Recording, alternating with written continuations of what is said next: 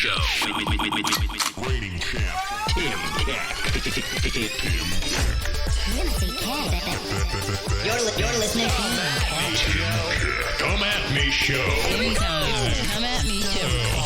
Basketball shorts. Come at me, show. Did we say the show was good? Hey, everybody.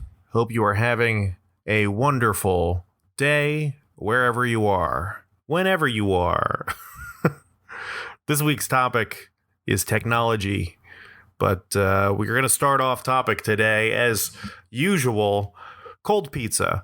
What's the deal with cold pizza? I got another pizza this weekend. You know me. When I'm ordering pizza, I'm not ordering from the finest New York establishment. No. I'm getting Papa John's, or this week, no, it was Papa John's. But I always, if you're going to get a crappy pizza, you have to lean into it and you have to get something crazy, right? Because if you get a regular pizza, if you just get a plain old pizza from Papa John's, you're just like, God, this pizza sucks. Why isn't it good pizza? But if you get barbecue sauce instead of tomato sauce and chicken and bacon onions on top, it's like, okay, this is its own thing now. I can compartmentalize this mentally. I know what this is. This is something else.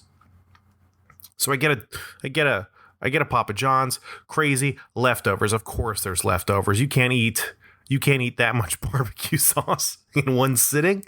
You can't just eat all that barbecue and all that bread. How often do you have barbecue sauce and bread? Not a lot. Maybe sandwiches, but still then there's usually more. So I mean my barbecue sauce bread. There's leftovers. And,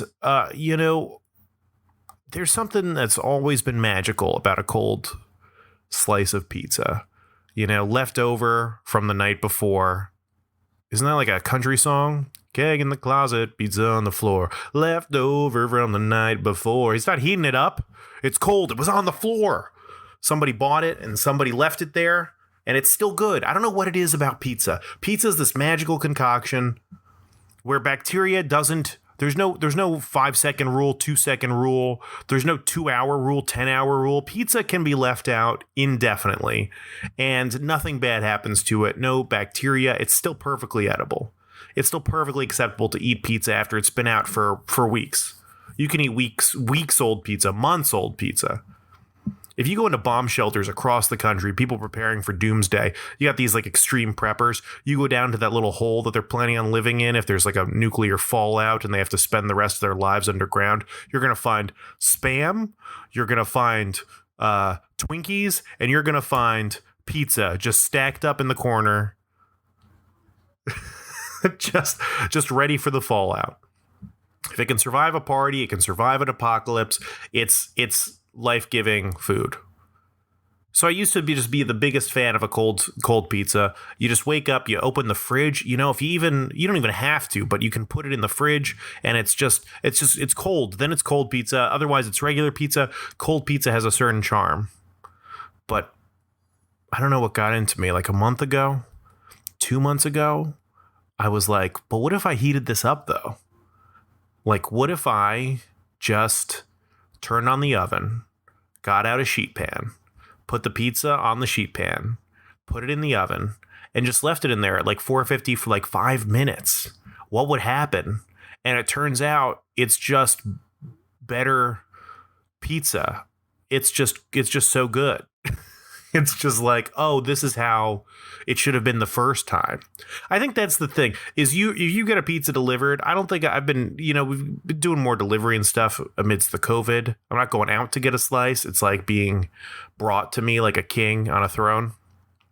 And I don't think it's never hot. You never get a hot pizza. I mean, good luck getting hot delivery. It never happens. So now, like, reheating the pizza day 2, it's like hotter than it was the first time, and like somehow it's like fresher.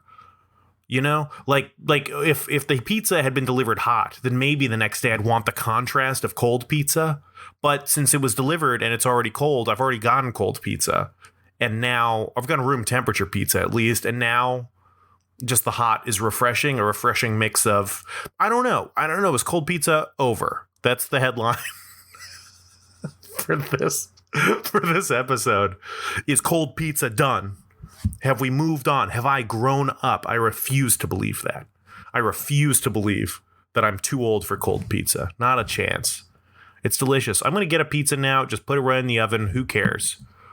Just see what it's like tomorrow. Just a nice, cold, delicious slice of pizza.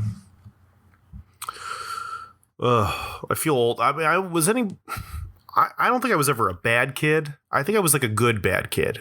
You know, like I always got good grades, but I just acted out a lot, and not in like a bad way, like not a bad going to juvie way, just in like a, you know, this is boring. And I want to make jokes, and I'd like to make my classmates laugh a little more than I like not getting detention, I guess. That's kind of the vibe.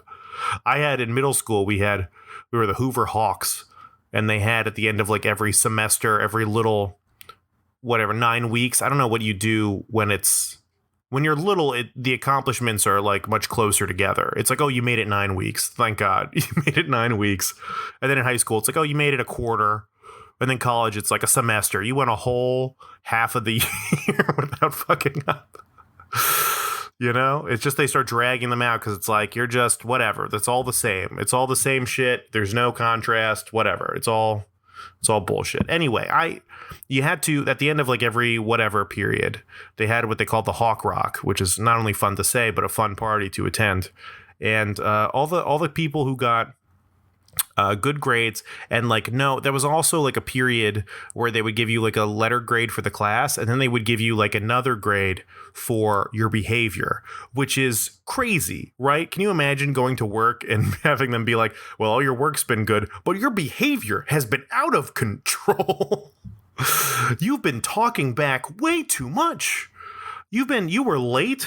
Well, late makes sense, but I mean, I don't know. What is this, the real world? You're going to assign me a fucking shape in behavior now? I got a triangle in shapes, so I have to go to detention? This is bullshit. So if you got a square or whatever in behavior, if you got, I think it was like an O and an S, which is whatever. What the fuck are we doing here? Might as well be a shape. So you get a star or a trinket or a cloud with you get a rainy cloud or a red card or a green card or a yellow card. These are all the different systems that have been implemented to reprimand me over the years. And that one, it was like, oh, if you don't have good behavior, you don't get to go to Hawk Rock.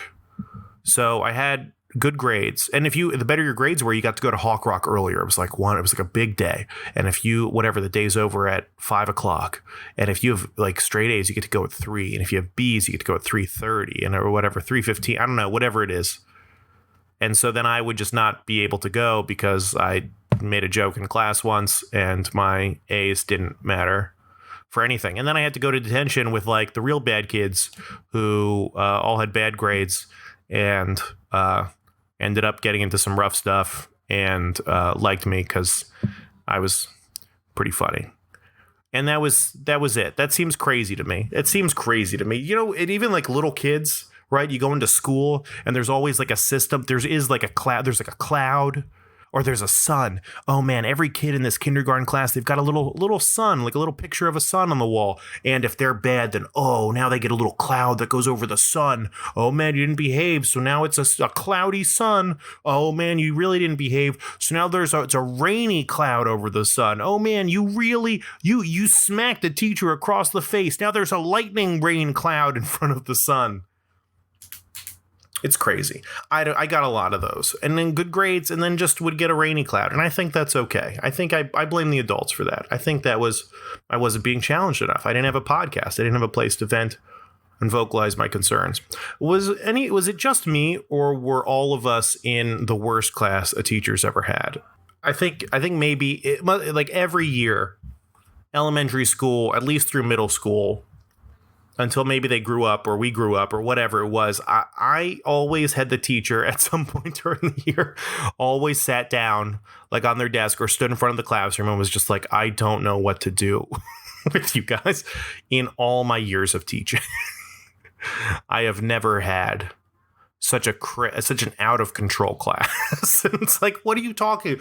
I'm 8. How out of control could I possibly be? Whatever. I'm 13 years old. What are we possibly doing that is so insane? I bet it's just a guilt trip thing. I think I think all teachers are liars, and you shouldn't believe a goddamn word they're saying. That's what I believe. It's out there. Defund the teachers. That's not true. I don't believe that at all. But I do think that they probably guilted us. They probably told some adult lies to children. That's the wrong term for it. White lies? They definitely were like, oh, wow, this is the worst. We must have been guilted into it. Right?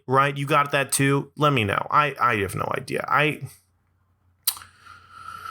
definitely haven't taken enough advantage of being an adult. You know, I don't know why. I never had yeah. Okay, here's the thing. I'm thinking about just spending a lot of money on a holographic Charizard Pokemon card, and for no other reason than to just have it and be like, yeah, look at you, little Tim, young Tim, little Tim. Young Tim never had a Charizard, a holographic Charizard. I don't think I even had a good Pokemon card, but it was the coolest thing ever, you know? After Beanie Babies, before Razor Scooters, it was the holographic Charizard. And you had to buy Pokemon cards in order to get it, which I didn't have any money. I don't know where kids got money from. Were people just giving them packs of cards? I have no idea. I don't know how any of this worked. It was all probably a scam. I don't know. I never got a holographic Charizard, and it's devastating to this day. I don't know what triggered this. Somebody brought it up. I saw Pokemon. I saw a Charizard, and I just had flashbacks to being the kid in school who didn't have any Pokemon cards. I had some, but I always had them way after things were popular, which I think is reasonable. You know, my folks were very much okay, if it's not your birthday, if it's not Christmas, you're not getting anything. And it's okay, I respect that. But when Pokemon cards are cool, and my birthday's in May, and Pokemon cards are cool in July, it's great. What do we do here? What do we do for August? So all 2 semesters I have Pokemon cards are cool, and then I show up with Pokemon cards after Christmas, and it's over now because everyone got, I don't know, backpacks with wheels or ramps on them, and I don't know. But anyway, just why don't we do that? Why don't we as adults more just be fuck yeah, little Tim would love that. I'm going to get a fucking holographic Charizard and just hang it up in the apartment. I'm going to hang it up right in my room. I want it to be the first thing when people come in. The first thing when people come into my apartment, I want them to see, damn, that kid really did it. Tim really did it. He got a fucking Charizard card. Oh man, I gotta go. I don't know what else. What else did I miss on Vans? I feel like I never had a cool. Vans were real cool when I was a little kid, big ass skate shoes. You know, I don't even think skateboarders wear them anymore, but it used to be these big, heavy shoes, and you wouldn't tie them. There were no laces, were not showing. You kind of tied them behind the lip, the tongue of the shoe, and then you wore low socks, and you just had these big clunking shoes. And if you had to run in gym or whatever, you ran right out of your shoes. It was awesome. I'm gonna get some of those. I'm gonna get a Charizard card and just the biggest, heaviest, clunkiest Van shoes, sneakers I can possibly get, and just live my fucking life, man. Just go all out. The world's a mess. Who cares? Live it up. Live it up. Wow. Here's my political segment. Politics. Anybody want to talk politics? I don't want to talk politics, except that all politics are dumb. I know that last week was a DNC, the Democratic National Convention, and then this week's the Republican National Convention. Who the fuck is watching these? I watched a snippet of the Democratic National Convention, which is way too long to say. The DNC, I watched a snippet of the DNC, and they're all just well, Joe Biden is the answer. Joe Biden is the answer. There's only one thing that can fix this country. It's Joe Biden. It's who are you trying to convince here? If you're the kind of person who would watch the Democratic National Convention, you're the kind of person who's voting for Joe Biden. Is there anyone undecided out there who's I better tune in to 5 nights in a row of people talking about, I don't know, one of the two options that I even have to vote for president. There's no new information. It's just, they're bad, we're good, here, vote for us. And then this week, for the Republicans, it's going to be the same thing. Everyone else sucks, we're awesome, we're the only thing that can fix this, go get them. Nobody undecided or on the fence is watching them. It's just a circle jerk for all the people to watch. I don't know, for people to entertain other people who already agree with them. It's a joke. Eva Longoria was hosting. Who gives? What? She was a desperate housewife, and then what? Then why? I feel like your career. I hope I never get asked to host a national convention of any kind, because it would mean that my career is over and I'm no longer. Can we get anyone more relevant than Eva Longoria out there? I don't care about Eva Longoria's political beliefs. I'm sorry. And is she on TV now? Is she in a movie now? I don't know. We can't get someone more. We can't get young Sheldon on there. We can't get someone from the Big Bang Theory on there. What's even a TV show now? We can't get someone from. We can't get one of the new SNL cast members to host the Democratic. We can't get Kate McKinnon up there hosting the Democratic. She could dress like Hillary, like she did on SNL for the most embarrassing moment of SNL history. Oh my God, SNL fucking sucks so bad. They have an episode where it's like, oh yeah, Trump and Hillary are dancing in the street. They have Trump host the thing. And then they're like, oh yeah, Trump and Hillary were dancing around. No matter who wins, everybody love everybody. And then the minute Trump wins, they open the show with Kate McKinnon dressed like Hillary Clinton, crying at a piano, singing Hallelujah. Like, you assholes did this. This is your fault, you fuckers. You can't just turn around and be like, you can't say love everybody 1 minute, and then when you don't get your way, be like, oh, we're gonna get through this. Like, fuck you guys. Fuck them. Get them up there. Get Kate McKinnon dressed as Hillary Clinton. Get, like, I don't know, Tina Fey. Have her run it back as, what's her face? Who was that person? The crazy one from Alaska? Yeah, just have her do that impression. And then, have somebody fun or relevant host these things. I think we also put too much stock in, like, what celebrities care. Like, I don't care what any celebrity has to say about politics. It's not interesting to me. I don't know why people are holding celebrities to a higher standard than our, like, actual government, you know? Like, shouldn't we be asking them about this stuff? Do we really need Taylor Swift to weigh in on, like, who should be president? Like, who cares?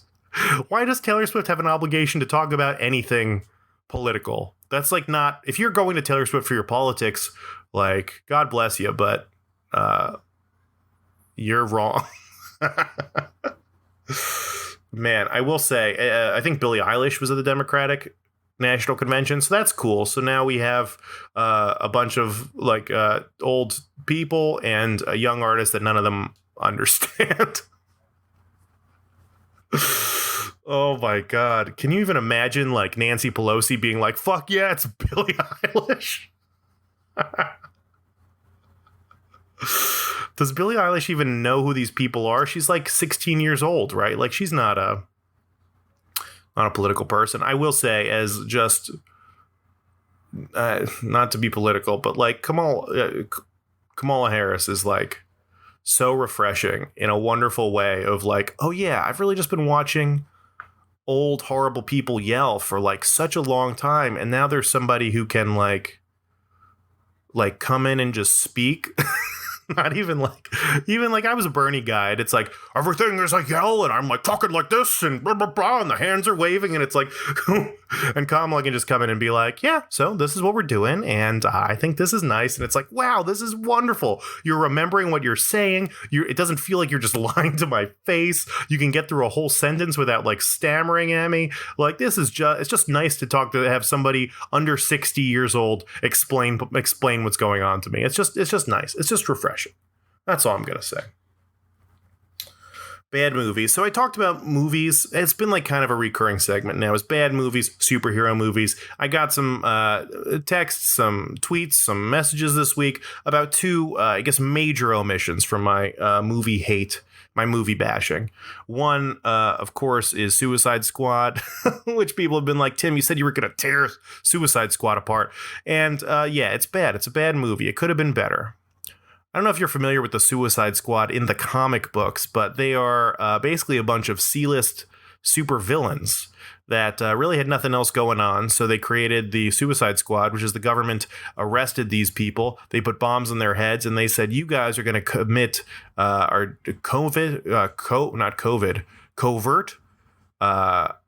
government operations like military ops. And since you're all supervillains, we'll just deny accountability if you get caught. So that's like the whole premise is like they're like secret agent spies or trying to overturn governments or whatever. And they're like on like real grounded missions. And then the movie is them fighting a witch. So I don't know what when people are like, why was this movie bad? It's like, well, this is a pretty reasonable it's pretty obvious why this movie was bad. You got a bunch of you got a girl with a baseball bat and a guy who's good at shooting guns to fight a witch, and that is not entertaining really in any way. It's definitely not going to sustain a good story. Also, like the whole point is that like, oh, these guys, if anything bad happens to them, we can deny that the government was involved, and they're working with like the U.S. military the whole time, right? Don't they go in with a bunch of Navy SEALs and they're just hanging out with Navy SEALs, and then there's a girl with short skirt and a baseball bat, and just it's weird. It's just bad. So doesn't make any sense. The other one movie that is also very bad in a superhero movie is The Joker, and I feel like I'm going to get flack for that, and I have gotten flack for that. But if you think The Joker is a good movie, you are dumb, and there's nothing else around that. It's a bad movie. There's nothing interesting that happens. There's no plot. There's no like message behind it. And I've had people tell me, oh, but it's like a reflection of what like depression's like, or what it's an in-depth view of mental illness. And it's like, yeah, but then what is the movie about with mental illness? Just that everything's crazy and that bad people just go around beat the shit out of Joker randomly, unprovoked, for no reason, at least 3 times in this movie. And there's no reason for everybody to be treating him that badly. There's no depth to this, and the best critique I saw was that, Joaquin Phoenix is doing all of the acting, like discovery work that he should have done before they even filmed the movie, and I think that's pretty accurate. We're watching him just like get in a fridge, like what the fuck? This is good acting? What are you talking about? That's the kind of shit that you hear on set with like the mailing like dead dogs to each other or whatever, like. Everyone who does the Joker now has to be like a real weird creep, like to their castmates and all that stuff. I don't know. I don't want to talk about this anymore. Let's get on topic. This week's topic is technology. Wow. Let's say on movies, technology has gotten so crazy. CGI specifically. Wow. Like the Avengers. I mean, okay, I keep talking about superhero movies. It's on the brain. I'll tell you what, next week, no superheroes, no movies next week. How about that? That's my promise. I'll probably break it. If I don't understand how the Avengers doesn't just win, how the big Marvel movie doesn't just win for like special effects at the Oscars every single year. They gave it to, what was it this year? It was like a war movie, and it's just like, oh, that's set up to look like a continuous shot, and it's like, who the fuck cares? They fought Josh Brolin, as like a giant purple CGI monster. Like, really, this doesn't get any credit? Like, we can't say that. Have you seen CGI? I mean, superhero movies go hard on the CGI. Avatar, I mean, big on the CGI. But you remember like Blade, like the first Blade movie? I mean, there's some weird CGI in that. And then like Blade 2, they have like a whole fight scene that's like just CGI stick figures. I think The Matrix 2 did this too. There was like a 2-year span where they would always insert a fight scene into a movie, and instead of like it being the real person like doing the effect, they would do an entirely CGI'd like animated actor like move like a stick figure like moving or like running up the walls. Catwoman did that shit. Do you remember that Halle Berry like disaster of a movie? Excuse me, where she's like, there's just a random scene where this like terrible CGI'd person is running up the walls and like scaring some bad guys and whatever it is. It's crazy. It's so bad, and now it's like incredible, and you can't even tell the difference. And I'm sure Avatar is going to blow all of our minds. Just freak everybody out. And movies, every time the technology for movies now is getting so crazy. It's so crazy. Even the television, like the entertainment industry, amidst COVID, we're all hanging out. Everybody's working from home. Like, you have to film on a set. Like, the filming process, I don't think has changed that much. But the editing process, you can be on the other side of the world right now and completely work and edit stuff. You know, they do now. They do like overnights or dailies or whatever, where they shoot the stuff they'll film during the day, and then overnight people like will stay up overnight looking at the footage, cleaning up the footage, organizing it so the next day it's like ready in case the director wants to look at it. Blah blah blah. I mean, now they can send it to the other side of the planet when somebody's like actually awake, like in China, and just like have them work on it during normal work hours and send it back, and it would be like a reasonable feat. I mean, it's crazy. Like, other than filming, we're going to have like a huge backlog of movies, by the way, with all this COVID stuff. Like, I think a lot of people have started filming again, but that like 6-month gap of like nobody filming anything is gonna rear its ugly head. There's gonna be a 6-month gap like a year from now where just like no movies come out. Everyone's gonna be like, what the fuck happened? It's because we weren't filming anything. Sports, basketball. I mean, that's the first thing I thought about with technology is like what they're doing in like the sport in the bubble for the NBA is, I don't know if you've ever watched these NBA games, but they have these like big, they're incredible, by the way. The NBA playoffs have been fantastic. If we come up with a cure for COVID tomorrow, we should not tell the NBA until the season's over because they have been on fire in the bubble. Orlando is hotter than usual from all the extreme heat of good play. Right, that sounds good. And the Zoom screens they have, I guess they're selling tickets. I don't know. I got to get on one of these things. But they just have these big screens around the court, and you can see people's faces, and it's like a shot of their chair. And they just see, and people are like sitting in on like Steph Curry was on one the other night where he's just like watching the game, and it's just there's a screen and it's filled with everybody's faces, and it's incredible. If you haven't seen it, check it out. And so then the screen like goes back and forth between that, and then they're simulating like crowd noise, and so they're like pumping like noise into the arena. I don't think it's like a ton of stuff, but they definitely have like cheers and things, and they're playing music. And when when like your team is like on defense or whatever, there was watching like the OKC game today. Then like the OKC mascot, there's like a bunch of them on the screen, and they're waving their arms, like trying to distract the other team. I mean, it's great. It feels as natural as like any of these sports have felt, you know, and whatever. I want to talk about next week. We'll talk about sports. Next week's topic is sports. We're going deep. We're going hard and deep on sports next week. Email the show, call the show, send in your takes about sports, general sports questions. You don't have to know anything about sports. Ask something dumb. That's what we're doing next week. Sports. Send in your questions. I'm not giving you my name. That's how they get you. Now you're going on about technology. That's just the way the government tracks you, man. It's in the names. Android, a robot trying to steal your thoughts. I Spy, iPhone. Yeah, what? They're just trying to get you. That technology's terrible, man. I listen to your stuff via the library, and I'm calling you via a payphone so they can't track me. You gotta live off the grid. Don't use this technology thing, man. It's a terrible. To continue this call, please insert $1.50. Oh, man, thank you very much for calling. I know it's a pain to get that much change together to make a call. I don't even know where a payphone would be, honestly. I have no idea where a payphone would be. But you're right. I'm like scared about a lot of this technology stuff. It's freaky, man. I don't know where a payphone is. I don't know anybody's phone number. If I lost my cell phone, I would be done. I wouldn't be able to do anything. I would call 911, I guess. I guess that's the only number I know. I've heard that that's a big thing, apparently, is like when people come to this country, I guess there's a lot of like immigrants that come in or tourists or whoever, and then they just call 911 for random things because it's the only phone number they know about. Is that real? I could have just made that up. I don't know. Yeah, I agree. Technology, I'm sure the government's listening to everything. I don't know if they are. I don't think any of us are really that interesting.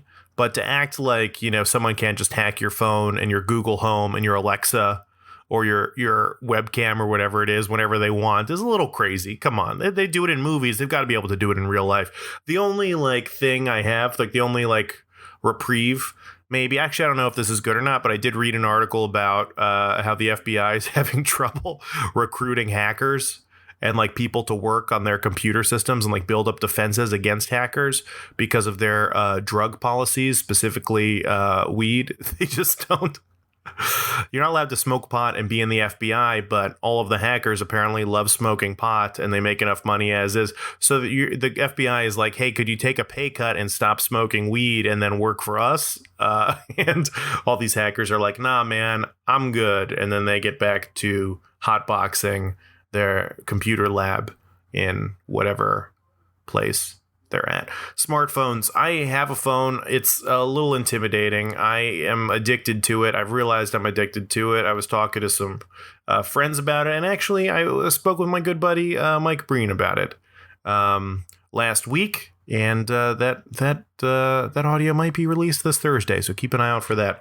My little conversation with Mike Breen, where we talk about some of this stuff. Yeah, my smartphone, I'm addicted. I was like, after my convo with Mike Breen, not to spoil anything, but I was like, I'm going to delete the Facebook app from my phone because I caught myself just checking it constantly. I'm like working at stuff. I'm like at my computer, and then just like if there's like a lull for a second in my work, I pick up my phone and I swip and I go to the Facebook app, and I deleted it from my phone. And then I just found myself, no joke, like as soon as I deleted it, I picked it up and I swiped, and I even like had it buried before I deleted it. I put it on like page 3 or 4, and just like in the middle, like in the middle of a random thing, just like full of apps. My phone is like a mess with apps, and I just instinctively swiped.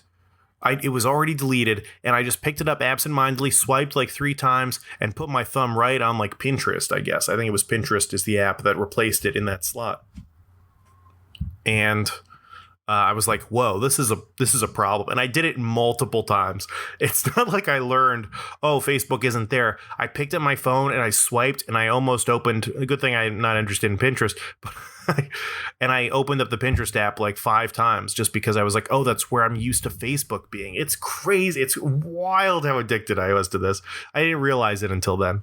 And then I was reading, oh man, today, the Facebook app's been deleted for like a day or two. And I was reading the story on the New Yorker, maybe? What was it from? The New Yorker or the New York Post? Which doesn't seem like a real newspaper to me. I got to tell you, I don't know if it's like, is it a real paper? It's not the New York Times, but the New York Post sounds to me like it's going to be a tabloid. It sounds like it's fake. Like, I don't know if I'd believe anything I read in the New York Post. Just saying that before I tell you about this article that I believe from the New York Post.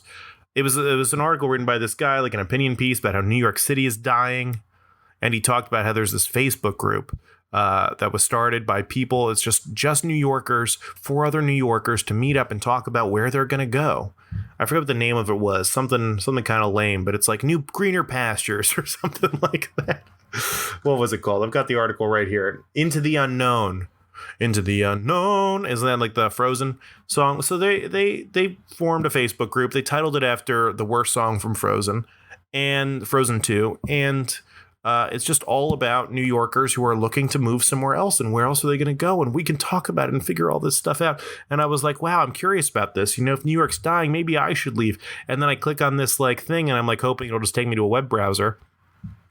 And I don't know what, I clicked on it and I was like, this is kind of interesting. And then it said, do you want to open in the Facebook app? And I was like, I don't have the Facebook app. And I clicked it and it opened the Facebook app. And I looked at my phone and it had somehow re-downloaded the Facebook app just from like looking at it. I mean, this is crazy. I mean, this just happened today. I was like losing my mind about this. Somehow it just re-downloaded the Facebook app onto my phone. That hasn't happened with any other app ever. It's crazy.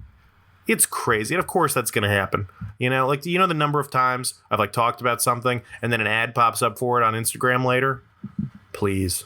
I had a text exchange about how, I don't know, stupid computers that like are like $50 that you can just type in and don't actually access the internet. So you can like completely cut yourself off from technology and still do your like writing work. And then of course I start getting ads from that. I texted about it, so I start getting those ads. It's crazy, man. Technology. This week's topic, technology is a double-edged sword, man. We get all the perks and some of the consequences. There's definitely consequences, but who knows? Anyway, we're going to wrap this episode up with Tim Keck's Top 5. Yeah, everyone's favorite part. And this week on Tim Keck's Top 5, this is Tim Keck's Top 5 technologies. So pretty open-ended, but these are my favorite, my top 5 technologies. Number 5, it's got to be sliced bread. Sliced bread.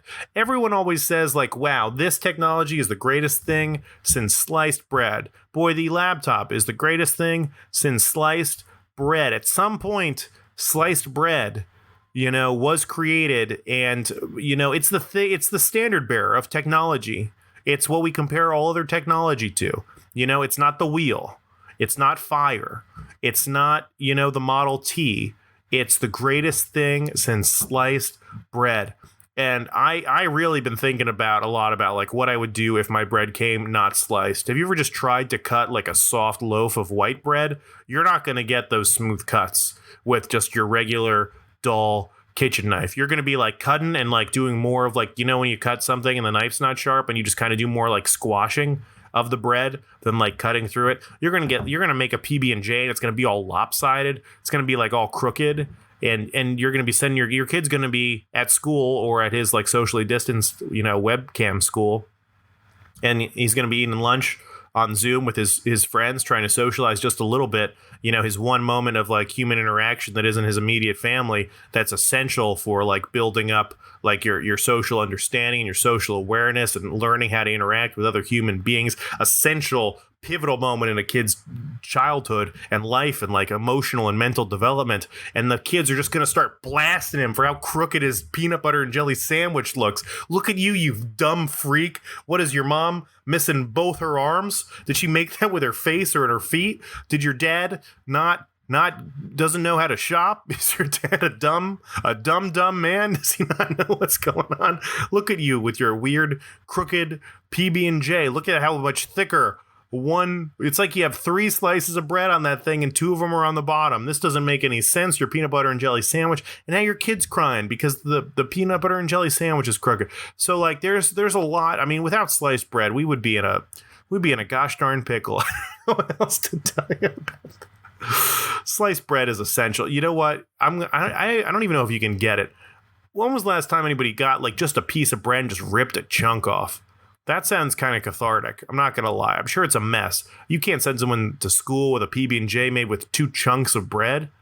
That's for like if you're a prisoner in medieval times and they send you some water, some dirty water and a chunk of moldy bread to like get through your days. But yeah, sliced bread, number 5 on the list. Number 4, solar panels. We should be doing that a lot.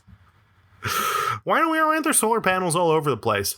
Right? I get that it's not, New York's a dismal city and then the smog has blocked out the sun. That's just why nothing grows here and only dies here. But solar panels, I feel like we could just be doing everything. There's plenty of places south of the Mason-Dixon that just get sun all the time, year round. Texas, everything should be solar panels. You should be tripping over solar panels in Texas. And then we just have no fossil fuels and no lightning or whatever electricity normally comes from. I don't know. We could just have windmills and solar panels and lightning catchers, and that would be it. And then you wouldn't need to dig up old dead dinosaurs or like Star Wars in the Middle East for oil. You could just have solar panels on everything. I don't know. I like the idea of being as self-sustaining as possible eventually, like having a house and like with a garden and maybe some chickens or maybe like some farm animals or something if I want to get really crazy. And part of that is like, solar panels. I definitely want to be like self-sustaining and all that. There's no solar panels that you can just lay out when you're in the park and charge your cell phone. I don't know why we're not charging other stuff like cars, which brings me to number 3, Tesla. That's my top 5 technologies. Tesla, I guess it could be broader than that, like all electric cars, but specifically the Tesla. The Tesla sounds crazy. It's like a self-driving car. It doesn't need oil or anything. You just plug it into your wall for a while and then you can drive wherever you want. I don't know, unless you're driving across the country. I don't know why everyone just wouldn't want a Tesla. Can you imagine how cool is the Tesla? I would love a self-driving car. Like I like driving. I actually enjoy the act of driving when I'm used to it, but there's got to be something cool about just getting into a car. Then it'd be like the subway. You get in a car, you got your own space, you read a little book, you kind of like look up every once in a while to make sure the Tesla's doing the right thing. Parallel parking now. You're no longer going to have to wait on a 2-lane street, a 2-way street or whatever for somebody to like back out or back into a spot. Like parallel parking, that's already done. There's robots in the Tesla who will take care of your parallel parking for you. It's going to speed up commutes. It's going to get rid of road rage. It's going to turn our way of life around. And every time I get in a regular car, we're getting closer to everybody doing the Tesla. Like every time, I don't drive that often, but I occasionally rent cars and stuff. And every time I get in a car, the technology is different. There's like the Apple thing is now a thing, and then where you just sync up your phone. And I don't know, all this other, it just seems like every time you get in a car, it's like more advanced. There's like different features. There's all kinds of stuff. USB ports now are just like standard in cars. There's just a lot going on. Car technology is going out of control, and I want a Tesla. Somebody get me a Tesla. Number 2, Tim Keck's top 5 technologies. Under Armour. I think it's rad. I don't know. I think it's a good technology that has not reached its pinnacle yet. I'm just gonna say. But I love an Under Armour shirt. I love a poly silk. What is it? I don't know what it is called, but it's the most comfortable material ever. And I wish it was better in other areas so that I could wear it all the time. I wish it was socially acceptable to just be wearing Under Armour shirts constantly. They're so comfy. If I go for a walk outside, I want to be rocking that Under Armour, whatever that thing is. I don't know what it's called, but it's like not cotton. It's just like super thin and nice and delicious. And it's definitely technology, right? I've been rocking a lot of linen. You guys know that. I love the linen, but linen is like old world. It's like it comes from the earth. And Under Armour is like this weird space tech that they like peeled off of an alien spaceship that makes it like just pivot in midair and like makes it less resistant to like the atmosphere or something. I don't know. Under Armour, it feels incredible. You feel like a rock star wearing it. You feel good. It's incredible. Now, there are cons to Under Armour. Of course, it smells bad if you wear it for a while. It just gets stinky. You sweat in Under Armour, game over. If you sweat in the Under Armour, you're going to stink. And everyone's going to see your nips in general. Just if I go out, I'm just like admitting everyone's getting a little nip show from Tim. Everyone's going to see the nips. And if I sweat a little, I'm going to smell bad. That's the price you pay. Also, I did just remembered from on the car thing with cars getting more and more advanced. I saw this dude the other day while I was walking around in my Under Armour shirt, riding like a trike, like a motorcycle tricycle, but it had 2 wheels in the front and 1 in the back. And he was like swerving around cars and shit like he was on a real motorcycle. And it's like, dude, grow the fuck up. You're on a motorcycle with training wheels, you loser. What are you doing? I don't know. You're just like afraid you're going to fall over on your bike. I've never seen anyone just like on a motorcycle, like stopped at a red light and just like fall over. But maybe that happened to this guy one too many times. And he's like, oh, I can't trust myself with 2 wheels. I need 3. Then just go right to 4, you loser. Odd numbered wheels are lame. Nobody likes it. Nobody likes it. If someone was driving a car and it had 3 wheels in the back, you'd still be like, what the fuck is this? This doesn't make any sense. Are you worried your car's going to roll? When would it roll? Are you taking turns that fast, you lunatic? 3 wheels on a motorcycle. You're just an embarrassment. And he's swerving between, he's like driving like down the, what is it? But in the middle, just on the line. And it's like, yo, if anybody comes, they're going to clip you because you're basically the size of a car.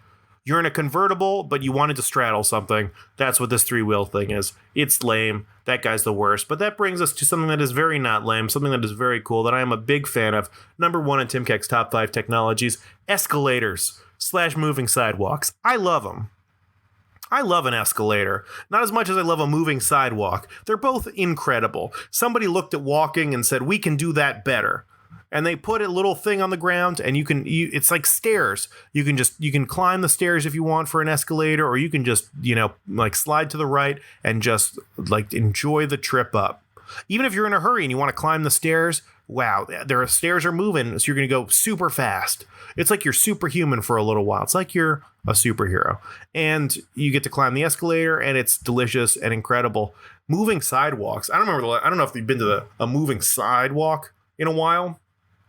They should be everywhere. The only ones I know of consistently are in the Orlando airport, and I take them every single time. They're so fun. They're always in airports and nowhere else. Why aren't there moving sidewalks everywhere? You get to move extra fast. It helps you cover great distances in a hurry. The world should be covered in moving sidewalks. And there's so many people who are like walking and like, if I'm going out with my folks or my folks are picking me up from the airport, I'm like, I'm about to get on this moving sidewalk. And they just walk next to it. Like, what? Live a little. mom and dad. Live a little. All these other people I see just walking next to the escalator. You could be walking in luxury, and you're insisting on keeping yourself, unhappy and miserable.